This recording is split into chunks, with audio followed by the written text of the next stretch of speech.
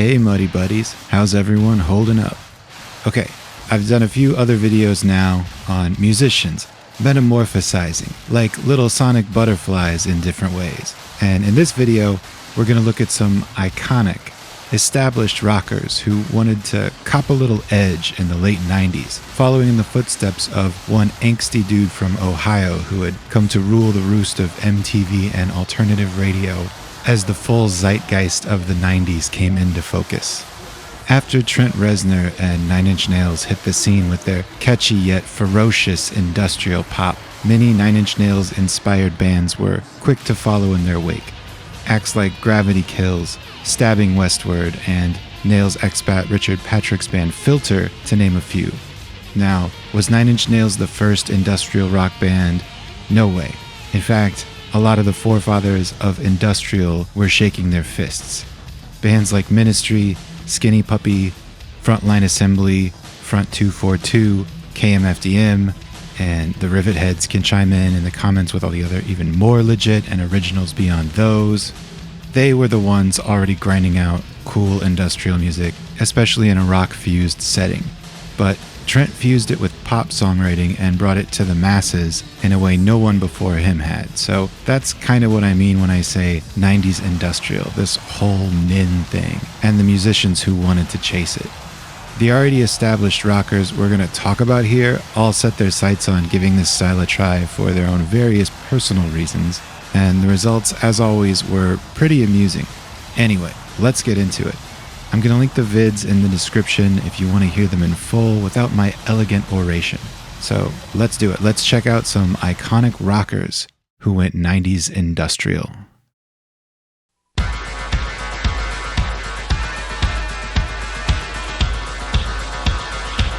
I wanna bring you,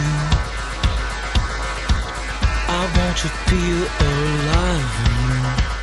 Thinking about Danzig going industrial in the wake of 4 albums with his original solo lineup doesn't seem too bizarre, with their gothy, moody, bluesy metal rocking just over his shoulder. But thinking about Danzig from the original Misfits going industrial, that just tickles me. Anyway, props to Danzig for being the first chronologically to make my list here. He came out with the industrial-tinged Black Acid Devil album in 1996. The first wave Nin clones had hit largely in 95, but he's the first example that comes to my mind of someone more established jumping on the train. Now, I've mentioned everyone had unique reasons, and the big reason I'm going to cite here is it's a great mode to switch to when you fired your band. One of the funnier accounts of this album is they didn't even take the time to properly print time code to sync up programmed drums and stuff like that. So a lot of the industrial sounds were actually triggered by human hand, which is cool and cited with a "we did it in a punk way" kind of angle. But really, I think it's just Camp Danzig was shooting from the hip, which is such a Danzig way to be about it. You know, like fixing stuff with duct tape. Another question I think will be fun to ask during this look is, how badly did they rip off Reznor specifically? And, well, the lead single Sacrifice has a repeating lyric of, I wanna. Now, I'm not saying that's overtly, blatantly aping Reznor's hit Closer, but you can decide. Also, this little breakdown section sounds extremely March of the Pigs to me.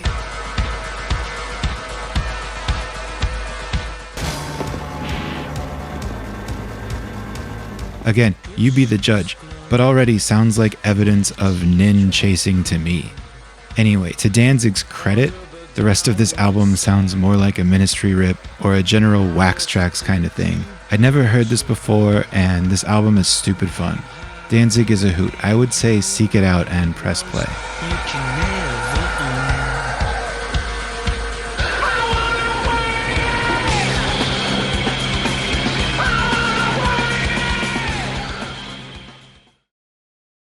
Johnny's in America, no tax at the wheel.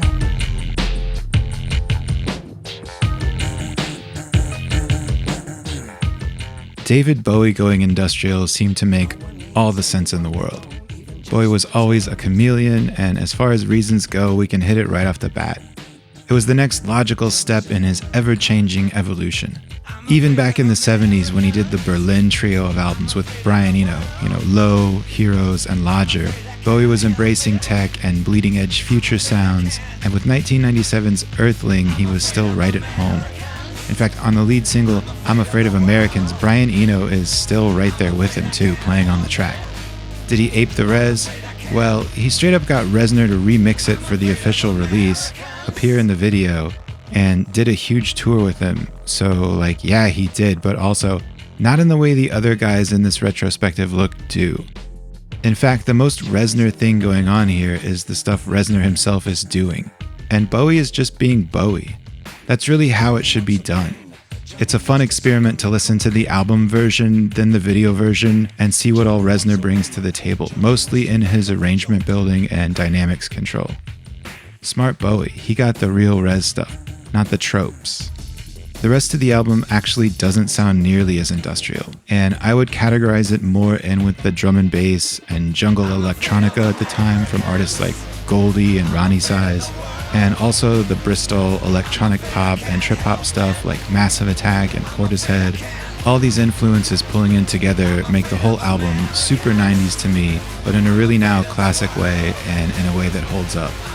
I think Bowie pulled this off, and yeah, I had and liked this album back when it came out, but I will also say, I feel like this was the last really successful mainstream mode switch from the Thin White Duke. All following Bowie albums after are still cool, but they kind of assume a mode that builds off of these very foundations and ride it along to the end of the line. Anyway, definitely wish I would have seen Nin and Bowie on this tour. I blew that one.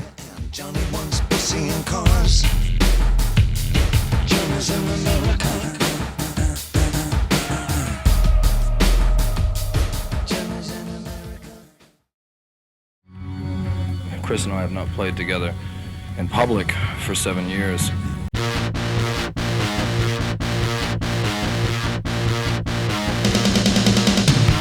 Okay, next up we've got W.A.S.P. and their 1997 album, K.F.D, aka Kill, Fuck, Die. They did not even make a video single. And that's funny when you consider the reason I'm going with for their industrial mode switch is they saw Trent Reznor and even Marilyn Manson taking over the 90s with their shocking rocking and went, wait, what? That's us. We're the shock rockers in dark makeup from the 80s who sing about twisted and subversive stuff and go crazy on stage. We gotta get on this train. I honestly would bet they did not make a music video because they just didn't have the budget for one. But it's a bit of a catch-22 because why then make this album in the MTV era and not have a video?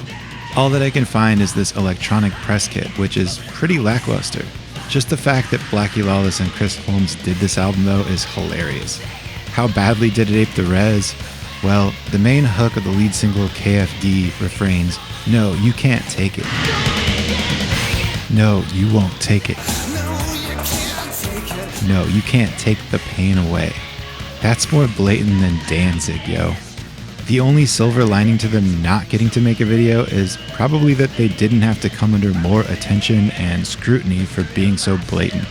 Also though, like Danzig, once you get away from the single while the album keeps in an industrial vein, the aping subsides and we get an album full of kind of elemental industrial that could have been another TVT or Wax Trax band if they weren't already W.A.S.P. from the 80s.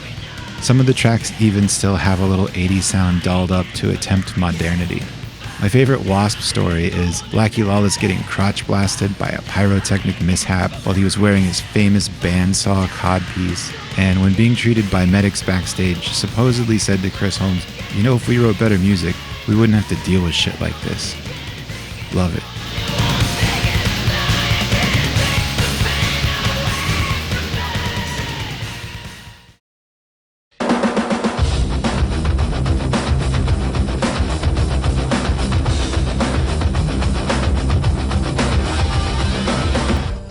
Okay, the last on this list is Rob Halford from Judas Priest's Project 2 and their album Voyeurs from 1998.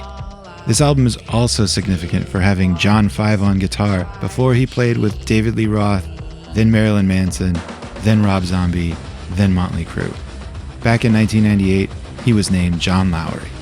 This project began under the name GIMP, and I'm going to go with Halford's reason for interest in industrial being its crossover with leather and bondage and BDSM and other things of that nature. Their lone music video for the song I Am a Pig was directed by porn director Chi Chi LaRue, and the video is full of stars of the genre as well as Halford and Lowry. How hard did this ape the res? Well, Halford presented the initial demos to Reznor himself, who ended up stepping in as executive producer, with Dave Ogilvy from Skinny Puppy as direct producer. Side note, Dave Ogilvy also produced Antichrist Superstar. And the sound blends a little more 90s alternative in with the industrialisms, which is cool, but I gotta say the main verse melody for the lead single I Am a Pig is pretty much verbatim the outro melody from Closer, at least the way the beginning of the melodic phrase works.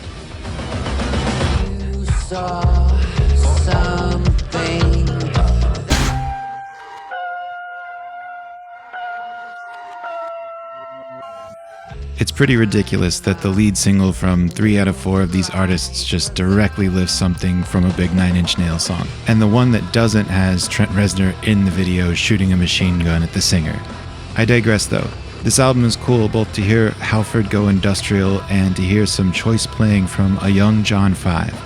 I saw someone somewhere mention that Halford reminds them of Perry Farrell from Jane's Addiction in places on this album, and ever since I can't unhear that either. So there's a little extra something more than you bargained for.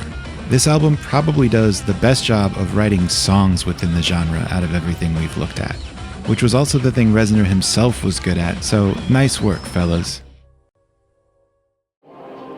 Well, that does it for our ride through the 90s industrial wasteland. And before anyone comes around asking, what about Billy Idol? Cyberpunk kind of predated all this and was way more electronic and computery and probably deserves its own look later.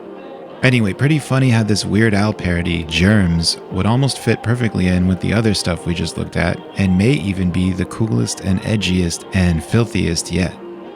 Alright, I gotta go take a bath.